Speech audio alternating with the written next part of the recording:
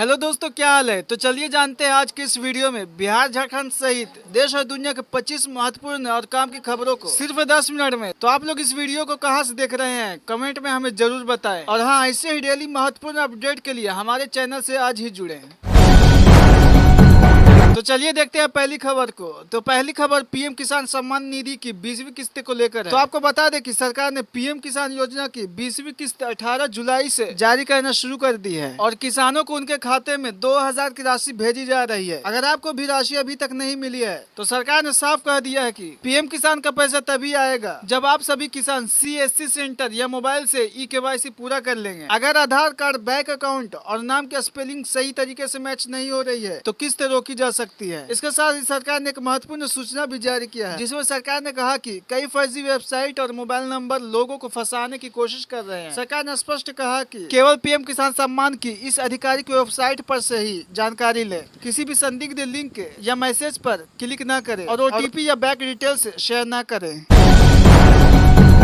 सरकार की नई कृषि योजना प्रधानमंत्री धन धन योजना की शुरुआत। जी हाँ दोस्तों, कैबिनेट ने 24,000 करोड़ की वार्षिक बजट के साथ 6 साल के लिए इस योजना को मंजूरी दी है, जिसका लक्ष्य 100 जिलों के किसानों को स्मार्ट तकनीक और भंडार सुविधाएं देना है। यह योजना छोटे और मध्यम वर्ग के किसानों को डिजिटल कृषि, सस्ते कर्ज और भंडारण सहायता उपलब्ध कराएगी।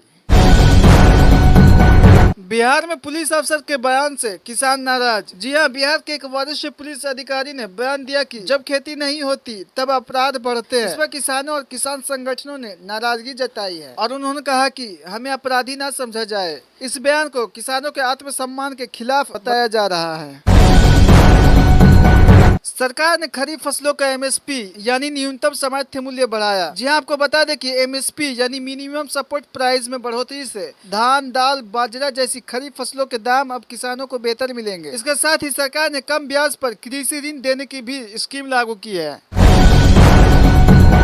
किसानों की मांग, अमेरिका से व्यापार समझौते में कृषि को न शामिल किया जाए। जी हां, आपको बता दें कि देश के सबसे कृषि संगठनों ने सरकार से कहा कि भारत अमेरिका व्यापार समझौते में कृषि और डेयरी को शामिल न किया जाए ताकि भारतीय किसानों को नुकसान न हो। इसके साथ ही उन्होंने कहा कि विदेशी कंपनियां बाजार पर हावी हो सकती है, जिससे घरेलू किसान पीछे छूट सकते हैं।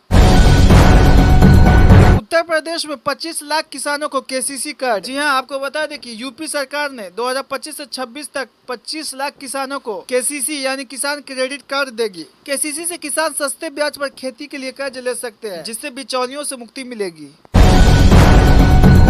महिलाओं को राशन कार्ड से मदद, DBT और अन्य योजनाओं से पैसा ट्रांसफर। जी हाँ दोस्तों, महिलाओं को सरकार की कई योजनाओं जैसे PM गरीब कल्याण अन्न योजना, उज्ज्वला योजना, लाडली बहना योजना, इनके माध्यम से सीधे राशन कार्ड या आधार से पैसा ट्रांसफर किया जा रहा है। LPG गैस सिलेंडर की कीमतें। जी हाँ, आपको बता दें कि घरेलू गैस सिलेंडर की कीमत जुलाई 2025 में 1050 से लेकर ₹1100 तक चल रही है। इसमें कुछ महानगरों में ₹1150 भी हो सकती है। सब्सिडी केवल उज्ज्वला योजना लाभार्थियों को ही मिल रही है। बिहार में कृषि कर्ज माफी की चर्चा फिर शुरू। जी हाँ दोस्तों, आपको बता दें कि राज्य सरकार कुछ जिलों में किसानों का आंशिक कर्ज माफ करने की योजना पर विचार कर रही है। यह विशेष रूप से सूखा प्रभावित इलाकों के लिए होगा। अमेरिका में स्वास्थ्य बीमा को लेकर नया बिल पास हुआ, जिससे दवाओं की कीमतें कम हो सकती है।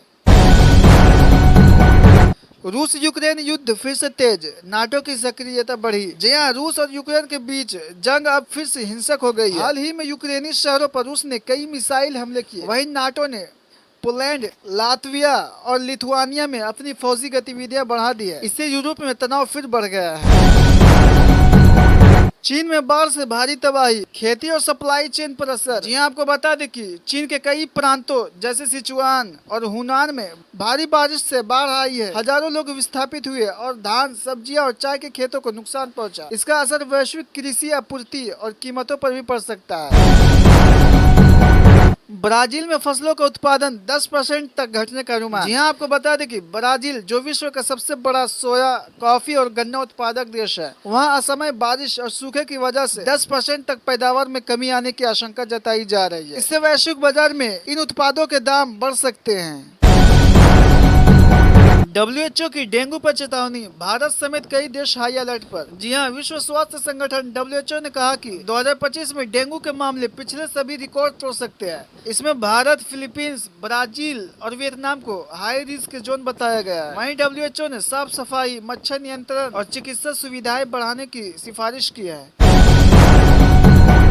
जापान में ईवी पर सब्सिडी बढ़ी, अब इलेक्ट्रिक गाड़ियां सस्ती होंगी। आपको बता दें कि जापान सरकार ने इलेक्ट्रिक वाहनों पर मिलने वाली सब्सिडी में इजाफा किया है। इससे आम लोगों की ईवी खरीदने में 15% तक राहत मिलेगी। भारत समेत एशियाई देशों के लिए यह एक प्रेरणा बन सकता है। अफ्रीका के कई हिस्सों में सूखा, यूएन भेज रहा है राहत। जी हां, पूर्वी और दक्षिणी अफ्रीका में पिछले 6 महीनों से बारिश नहीं हुई, जिससे फसलें नष्ट हो गई और पानी की भारी कमी है। वहीं संयुक्त राष्ट्र यानी यूएन ने वहां खाना, पानी और दवाएं भेजना शुरू कर दिया है।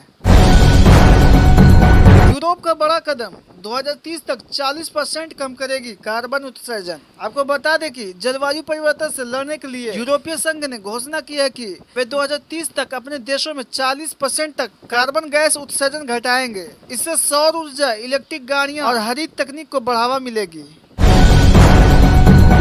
ऑस्ट्रेलिया में जंगलों की आग, हजारों एकड़ फसल राख। जी हां, ऑस्ट्रेलिया के न्यू साउथ वेल्स राज्य में लगी आग ने अब तक करीब 12,000 एकड़ भूमि को जला दिया है, जिससे सैकड़ों किसानों की फसल बर्बाद हो गई और कई इलाकों को खाली करना पड़ा है।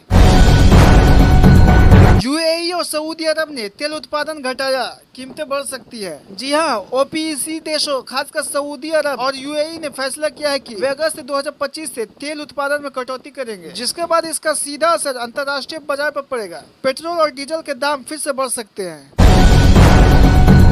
भारत में स्कूलों में एआई यानी आर्टिफिशियल इंटेलिजेंस की पढ़ाई शुरू। जी हां, भारत सरकार ने नई शिक्षा नीति के तहत कक्षा 8 से 12 तक के छात्रों के लिए एआई आधारित पाठ्यक्रम लाने की घोषणा की है। इससे बच्चे भविष्य की तकनीक से जल्द परिचित हो सकेंगे, जैसे कि रोबोटिक्स, मशीन लर्निंग और डेटा साइंस।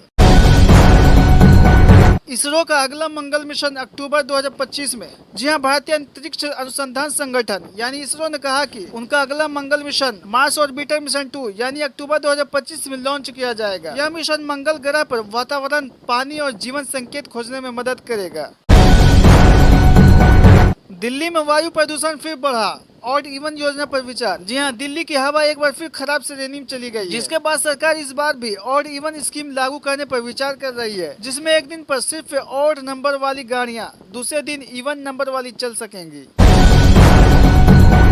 बिहार को गंगा सफाई के लिए रुपया 1200 करोड़ का नया फंड। जी हां, केंद्र सरकार ने नमामि गंगे योजना के तहत बिहार को रुपया 1200 करोड़ का बजट दिया है। इस पैसे से सीवेज ट्रीटमेंट प्लांट, नदी किनारे शौचालय और औद्योगिक अपशिष्ट प्रबंधन की सुविधा बनेगी।